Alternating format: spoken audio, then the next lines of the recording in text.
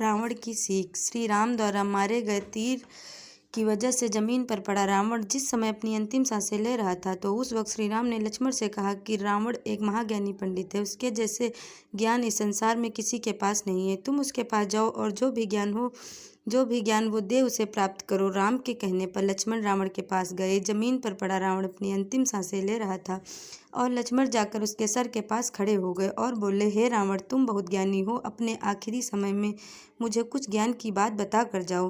रावण ने लक्ष्मण की तरफ देखा और उससे मुंह फेर लिया।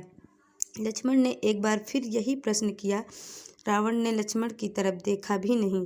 रावण के इस व्यवहार को देखकर लक्ष्मण को गुस्सा आ गया और वो श्री राम के पास गए और जाकर सारी बात उन्हें बताई। लक्ष्मण की बात सुनकर श्री राम बोले, गुरु से शिक्षा उनके पैरों के पास बैठ कर ली जाती है, ना कि उनके सर के सामने खड़े रहकर।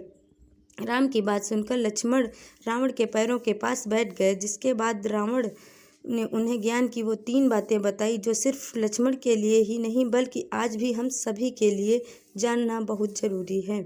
पहली बात जो रावण ने लक्ष्मण को बताई, किसी भी शुभ काम को करने में कभी देरी नहीं करनी चाहिए।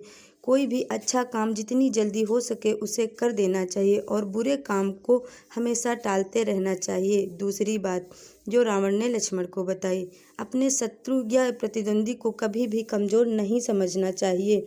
तीसरी बात जो रावण ने लक्ष्मण को बताई, अपने जीवन की ऐसी गुप्त बातें जिससे आपको भविष्य में परेशानी हो, वो बातें कभी भी किसी को नहीं बतानी चाहिए, फिर वो चाहे आपका भाई ही क्यों न हो।